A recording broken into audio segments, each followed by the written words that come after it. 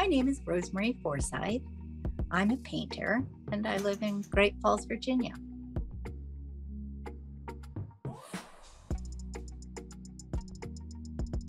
My main inspiration comes from illuminated manuscripts of the 15th century, and I tend to use a lot of math and physics and science in my paintings. My interest in art is lifelong, and during my careers as a diplomat and a business executive, wherever I went, I always went to museums. I always met artists. I collected artists' work. So I immersed myself in it, but I didn't have the time. Every job I've ever had has been one of those 24/7 kind of jobs. And I would use art to relax. One of the first times I ever saw an illuminated manuscript, interestingly, was in Armenia. It was at the Matena Daran Manuscript Library. And at the time, this was decades and decades ago, and the man who showed me these illuminated manuscripts was Levon Ter-Petrosyan, who eventually, he wasn't dead, but much later, he became the president of Armenia, and I was posted there. I was the first kind of permanent U.S. diplomat posted that is not a temporary duty person. And Ter-Petrosyan had this, just his scholarly background was all about these illuminated manuscripts. And so there was a kind of connection between my diplomatic career and my career later as an artist. In fact, I think I probably wouldn't be the kind of artist I am if I hadn't had these experiences. My art is all about ideas, and whether they're science and math or maybe a set of symbols. A lot of my work is about women, sort of women scientists, and I have an ongoing series. I call it my Wise Women series, and I love researching the work that these women did, and also highlighting their struggle to be recognized. You think of all the science and accomplishments that must have been lost because they couldn't even get into university or graduate school or get jobs. And I like highlighting these women because even after all that, how as difficult as it was for them to move through, they had this incredible love of science and they persevered in that way. So their accomplishments are even more incredible. My style, I suppose, are illuminated manuscripts because I love that combination of matte color and gold. It just is so beautiful to me. And I think that kind of art just really always moved me. I would look at it and think, wow, what magic. And instead of, the 15th century, they were mostly religious paintings because the church had the money for these expensive paints and pigments. But my modern take on it is to use math and science, sort of a very contemporary take on this beautiful sort of style. And I just really loved making them.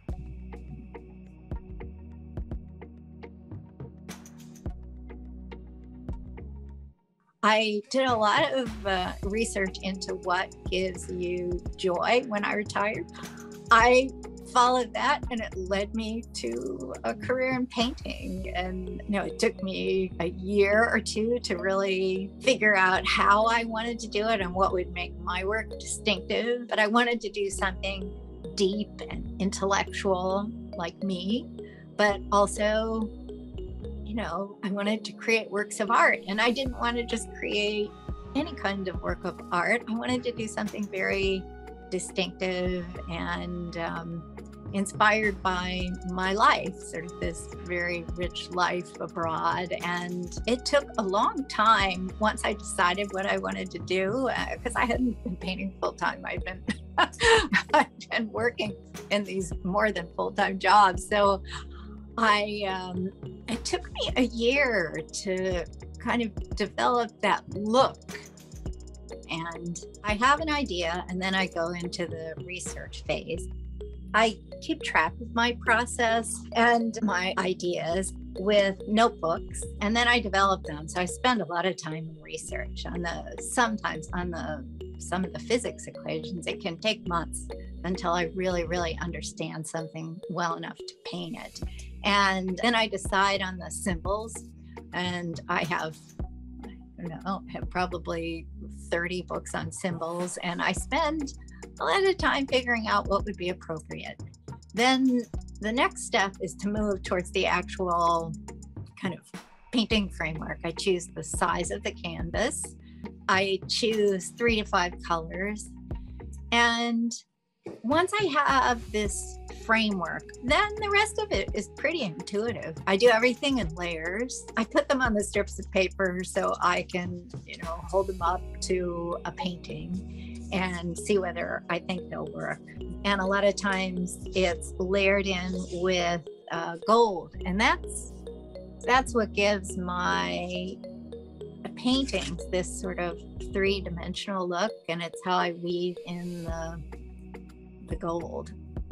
I try out how the layers look with each other. It'll start with just one layer of paint, doesn't look that great. And then I would say after there are 3 different colors that kind of layer on top of each other, and then I put the little gold rivets on them, that's when they really begin to come to life.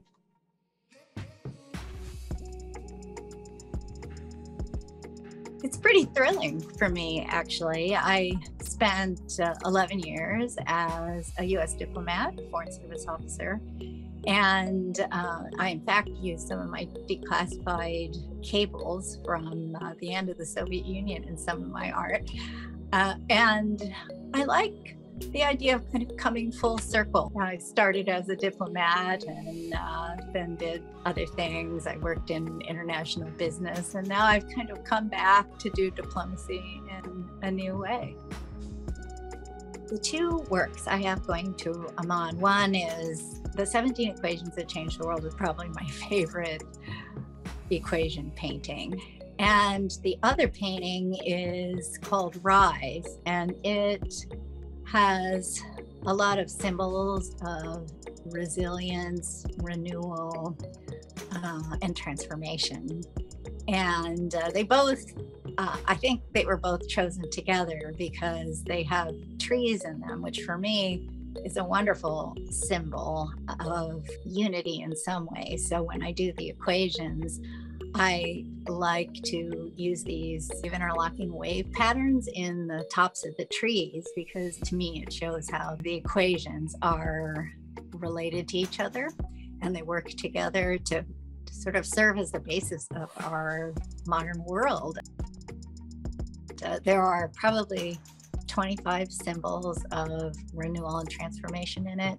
You have everything from the Ouroboros, which is the symbol of self-renewal, and I etched into the trunks these Celtic symbols for renewal, roosters, and one of my favorites, and the painting is filled with it, are eggs. And because I spent a lot of time as a Russian specialist, they were Fabergé eggs, and I had such a great time looking up Fabergé eggs and looking at patterns and using gold leaf to make them. So I really am so excited to have those 2 paintings on view together.